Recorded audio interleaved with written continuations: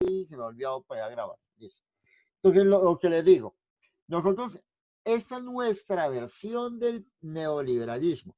Nosotros no podemos compararnos, por ejemplo, con México, que tienen a Estados Unidos y la gran fuerza de Estados Unidos prácticamente encima de ellos todos los días. No lo tenemos.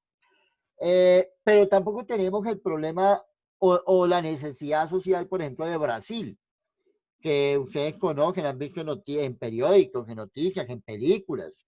Hasta los de Rápidos y Furiosos fueron a grabar por allá una película, en donde se muestra cómo la pobreza es realmente extensa, donde prácticamente ciudades que son 3 y 4 veces Bogotá de grandes, el 60% de las ciudades está llena de miseria en las famosas favelas, ¿cierto?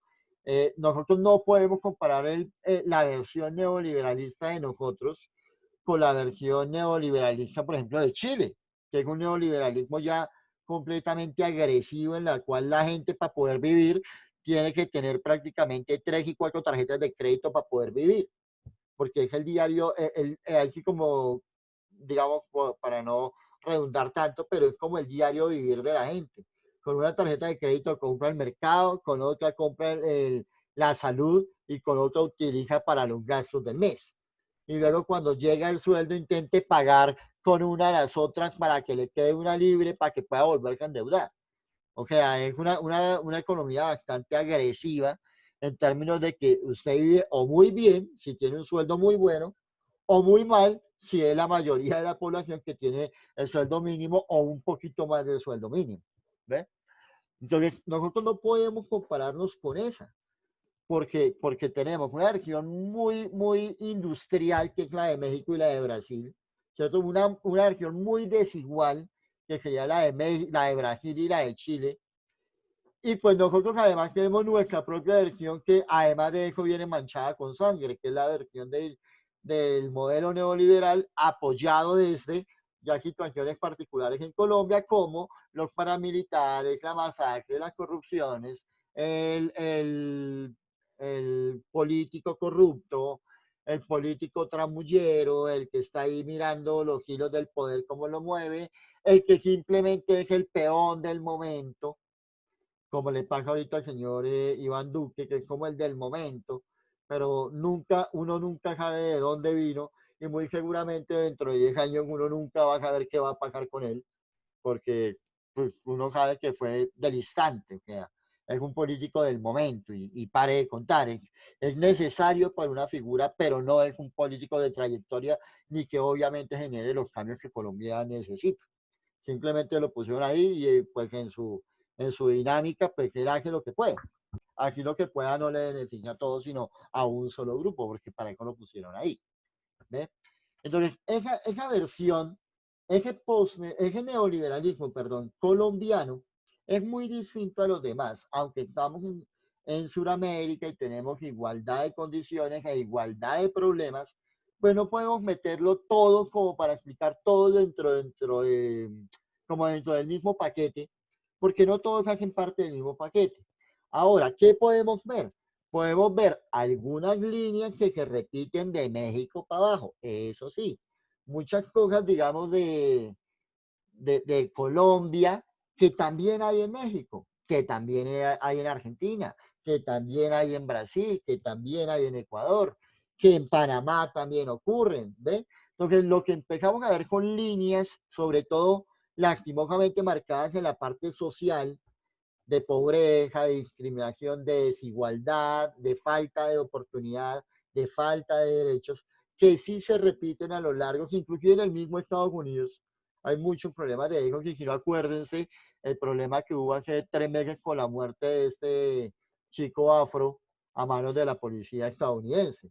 Que a eso demuestra que hay líneas que se repiten. O sea, a un chico afro lo mataron en Estados Unidos y aquí a la semana y media también la policía mató a un chico afro en Cali, creo, o en el occidente colombiano, no recuerdo ahorita.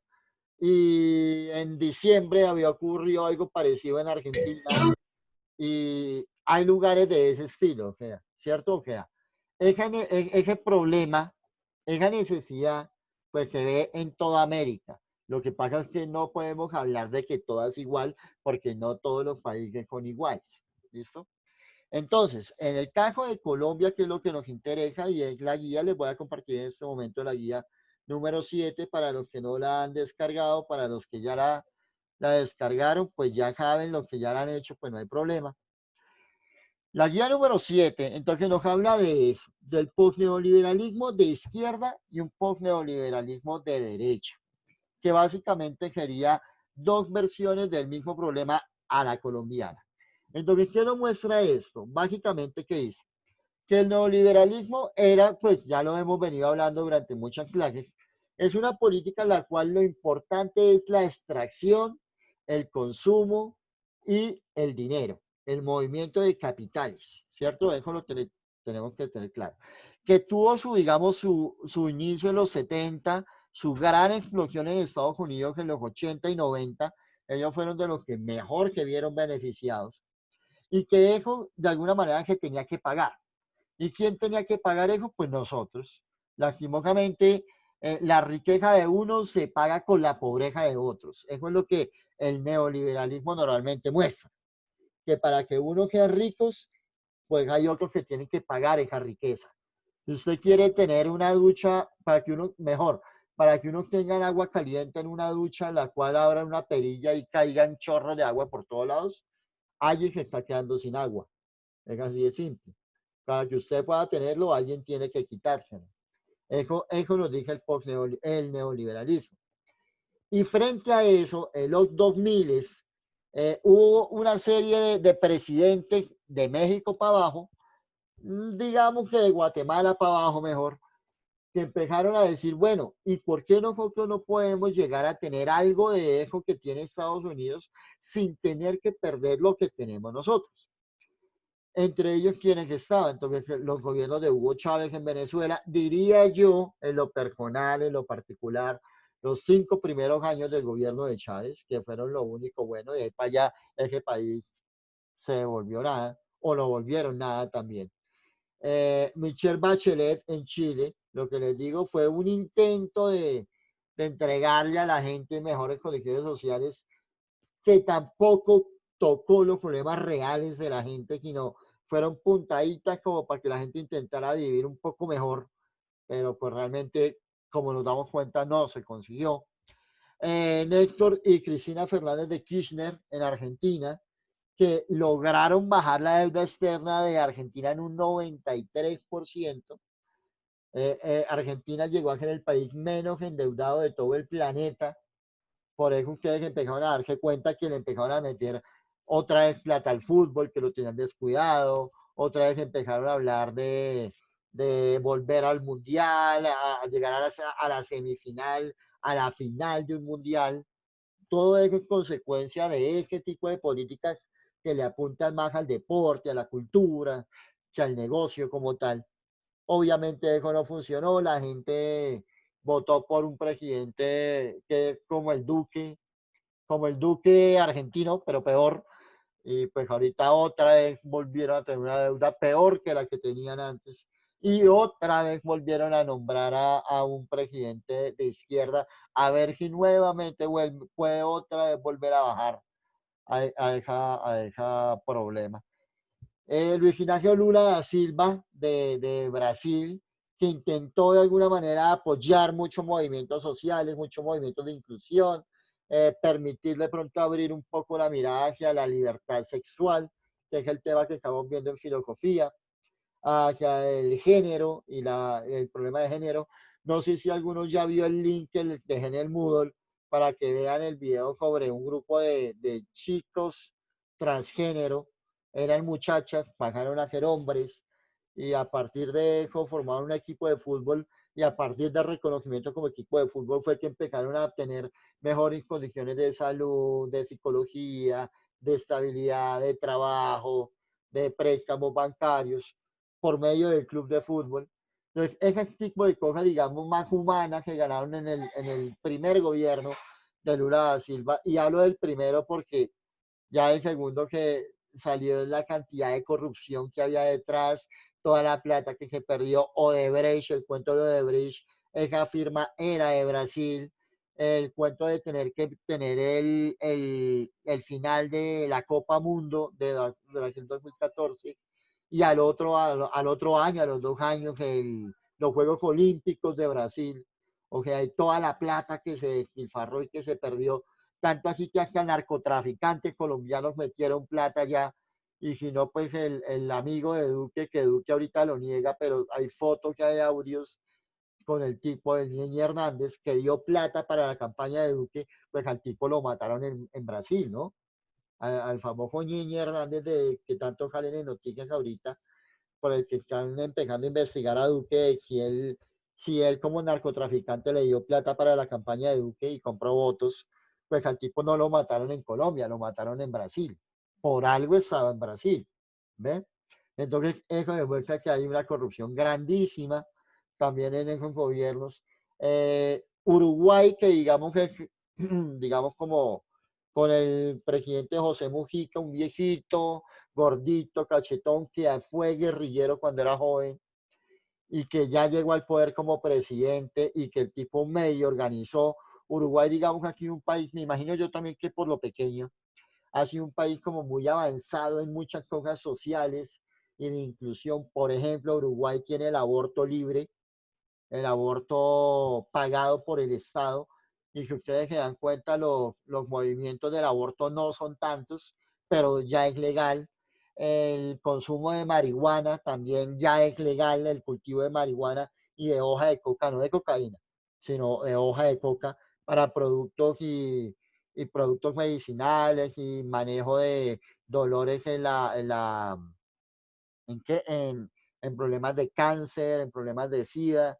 Inclusive estaban diciendo que estaban investigando en Uruguay uno de los componentes de la hoja de coca para utilizarlo como un analgésico para el tratamiento del COVID-19 mientras sale la vacuna del COVID-19. Entonces, ve ese tipo de cosas que están ganando en Uruguay.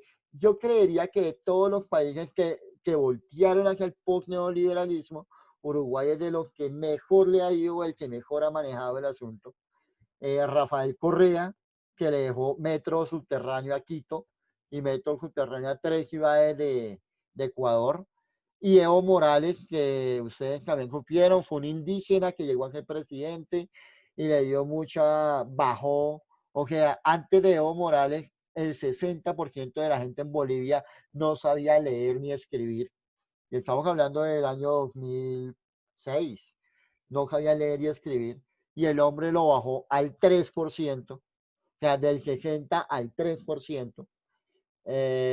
Mejoró, también hizo metro subterráneo y todo el cuento, tuvo un gran avance tecnológico, pero esos gobiernos de izquierda siempre vienen con un gran problema, pero que es el que habla aquí esta profesora mexicana en este libro. ¿Cómo se paga ese posneoliberalismo? ¿De dónde sale pagar ese posneoliberalismo como una mirada en contra de lo que Estados Unidos quería poner acá?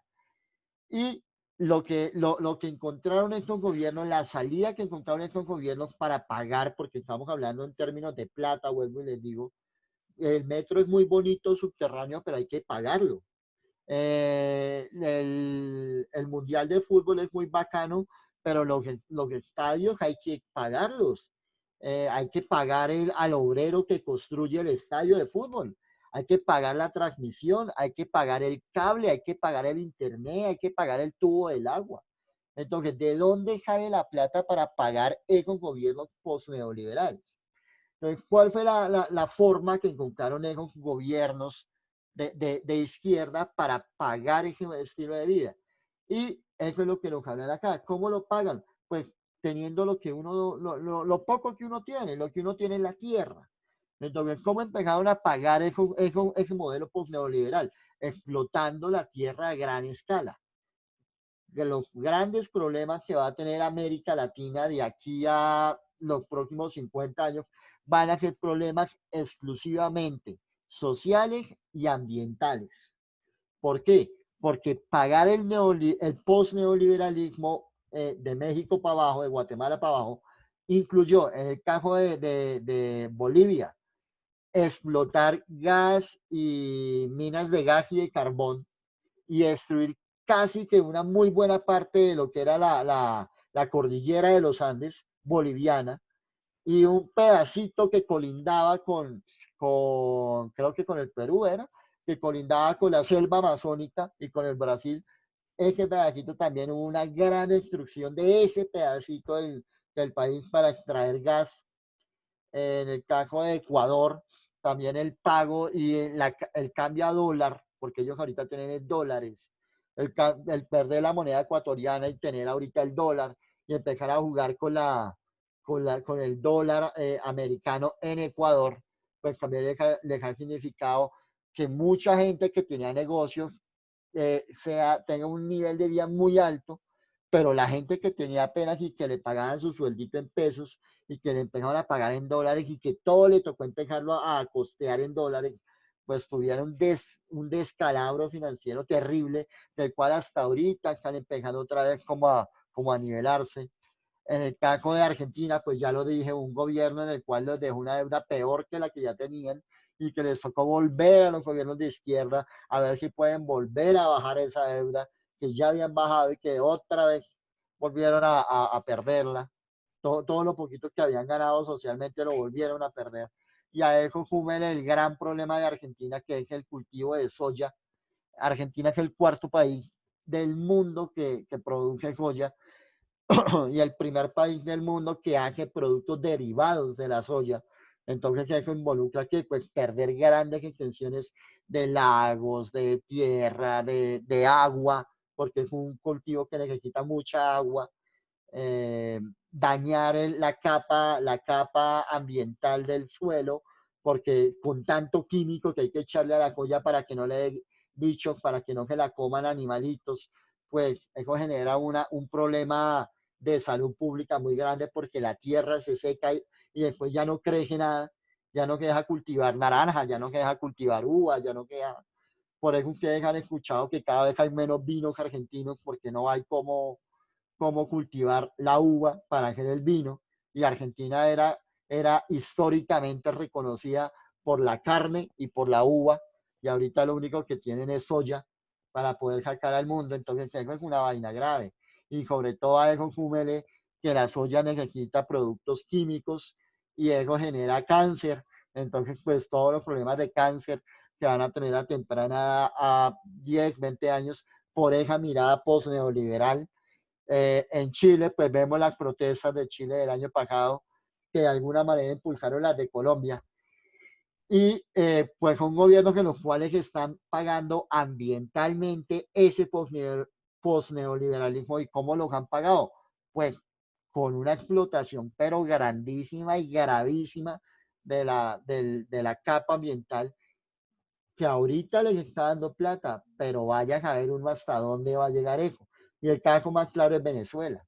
Venezuela explota y explota petróleo, mejor dicho, es más fácil conseguir petróleo que conseguir agua. Pero miren la situación social en la que está el país. Obviamente, porque está esa pelea entre Rusia, China y Estados Unidos por el precio del petróleo mundial. Y en esa pelea, pues Venezuela simplemente vende más barato. Y el vender más barato no significa que a la gente le va a llegar más plata, sino todo lo contrario, es perder cantidad de dinero por estar vendiendo más barato y no quedarse con ese producto. Y más aún si la gente ya no le está vendiendo a Venezuela, porque el peso venezolano, el bolívar, pues no vale nada. Ustedes se han dado cuenta ahorita en los semáforos en Bogotá, que hay muchos chicos venezolanos que le venden a uno a 3.000 pesos un paquete de 15 billetes venezolanos y uno se da cuenta que vale más el papel con el que está hecho que lo que vale realmente el billete. Esos sí son muy bonitos, ¿para qué? Los billetes venezolanos son muy bonitos, pero no valen nada. ¿Ve? Entonces, ese es el problema de ese post-neoliberalismo extractivo. Y en el caso de Colombia, volvemos al caso de Colombia, nosotros no tenemos un post-neoliberalismo y no creo que lo vayamos a tener. Mm, Tal vez si hubiera algún gobierno netamente de izquierda, tal vez, porque es que es raro, es complicado decirlo. pero los gobiernos de derecha, como por ejemplo el del señor Santos, hablemos de los tres últimos como para no irnos tan atrás, el de Uribe, el de Santos y el de Duque, aunque se dicen tan distintos y aparecen en los medios de comunicación que son tan diferentes y que no se pueden ver y que uno traicionó al otro y que uno hace lo que el otro le manda y en fin, a la hora de la verdad todos están montados en la misma línea, porque a la hora de la verdad ambos están o han comido de lo mismo y es cómo hacemos para impulsar una empresa privada neoliberalista, acuérdense, neoliberal, pero que a la vez permita la explotación ambiental para no quedarnos del resto de países, para no quedarnos de México, de Brasil, de Argentina, de Chile, de Ecuador, de Bolivia, que sí lo están haciendo. Entonces, que en Colombia lo que ocurre es un post-neoliberalismo, pero a la de derecha, en la cual ya no me interesa tanto el bienestar social como lo fue en Brasil, en Ecuador, en Chile, en Bolivia, pero lo que me interesa es el bienestar individual, el bienestar de unas empresas que a su vez tienen su mayor ganancia explotando los recursos naturales. Entonces, en el caso de Colombia, aquí en la guía les pongo estos tres ejemplos que no son los únicos. ¿Listo? Y por eso les digo acá. El primer ejemplo que la semana antepasada, fue la noticia de la semana antepasada, Duque firmó su proyecto Minesa con una empresa minesa árabe para explotar el páramo de Santurbán. El páramo de Santurbán es el que alimenta el agua de toda Bucaramanga, de casi medio departamento del Cesar y de una muy buena parte de todo Santander y de Boyacá. Y lo quieren explotar es porque van a sacar oro y van a sacar oro y gas, creo, de ese páramo, una empresa árabe. Y lo dejó firmado Santos, el proyecto, y lo va a aplicar Duque. Entonces uno dice, no que eran tan distintos, pues ahí nos damos cuenta que no lo son. ¿Listo? Y aunque en el papel, en los medios de comunicación aparecen como los enemigos políticos, a la hora de la verdad los dos están montados en el mismo modelo. Hidroituango, por ejemplo, que fue el escándalo de esa represa por allá cerca de Medellín que no sirvió, que se les dijo a la gente que no le hicieran, que ahí había zonas donde había asesinatos y masacres de paramilitares y que esos lugares iban a ser investigados. Obviamente ahí no le convenía a la familia de Uribe, al señor Uribe, que hubiera investigaciones en esos lugares.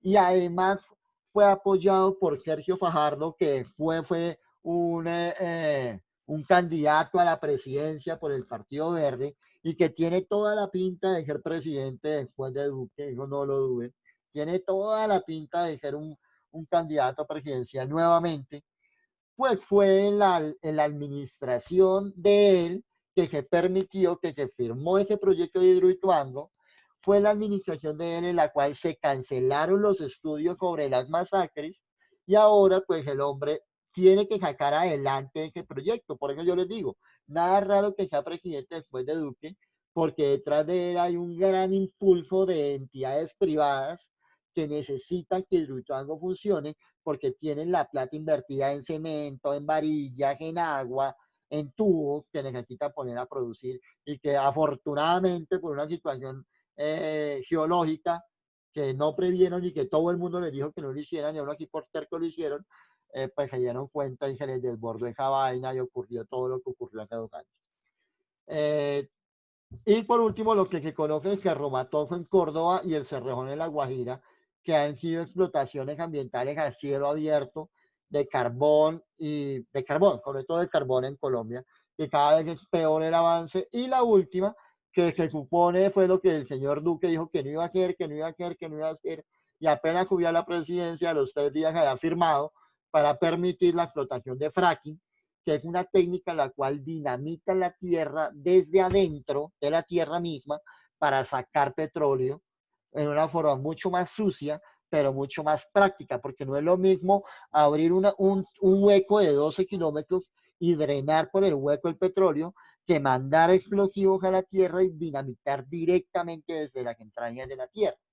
Obviamente no les interesa todos los problemas que en otros países que tienen fracking, incluyendo el mismo Estados Unidos, y eso hacen una parodia a los Simpsons, en la cual los países que sí han implementado el fracking ya han demostrado que ahí se queda la tierra, que se pierde agua, que el agua se contamina de petróleo, lo que le pasó a Australia el año pasado, la gran quema de bosques en Australia fue por eso, porque hubo una gran quema de bosques y al momento de sacar agua para empezar a apagar el incendio, el agua estaba contaminada de petróleo y era todavía peor porque el agua contaminada terminó de incendiar lo poco que no se había incendiado.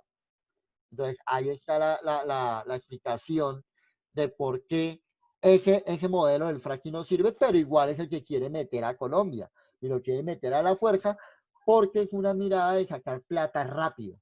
Sin importar el daño ambiental, nos genera plata rápido, porque es lo que genera mucha plata. Entonces, que ustedes se den cuenta a la hora de la verdad, el neoliberalismo de izquierda y el neoliberalismo de derecha colombiano, pues tienen los mismos inconvenientes. Están montados sobre el mismo modelo, que es explotar ambientalmente la tierra hasta donde dé. Lo que importa es sacarle ganancias ahorita. ¿Listo? Eso es lo que está diciendo esos modelos. ¿Qué es lo que van a hacer en la guía? Entonces, un cuadro, la primera parte es un cuadro de hecho que les acabo de explicar con la idea bien clara, secundaria, el argumento del autor, la postura que utiliza el autor de la lecturita que les dejé al comienzo, cómo presenta la información, que es agradable, que es fácil de entender, o si por lo contrario que complica mucho al entenderlo, no es claro, y la opinión que ustedes tienen sobre la lectura. Pueden ser sobre la lectura como tal o sobre el tema que explicamos, ya la opinión. Pero el punto que más me interesa es el número 2. Que si pueden hablar, por favor, con la niña Vargas Edna, díganle que me dejó la guía a la mitad porque no dijo el 2 y es el punto que más me interesa, que es que ustedes hagan un escrito sobre en contra del autor. O sea, pónganse en la postura que ustedes están a favor de la explotación ambiental. Yo sé que es difícil, pero por eso vamos a hacer este ejercicio. Casi siempre uno bueno es para criticar, pero pónganse a favor de esos gobiernos.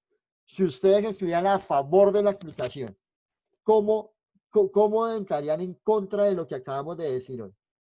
¿Qué argumentos utilizarían ustedes para ponerse en contra de lo que dijimos hoy y antes aprobar y estar a favor de la explotación ambiental de esa forma como lo vimos hoy? Sé que es complicado porque uno normalmente uno ve los problemas, pero vamos a intentar ponernos desde la otra versión, a ver qué podemos decir, ¿no? A ver cómo están argumentando. Listo, muchachos, entonces esa sería la guía número 7, lo que les digo, ya la pueden hacer. Ya está lista, ya está en físico en el colegio, ya está en digital en el Moodle. Solamente me lo ha enviado en la Rocío Vargas y me la envié completa además.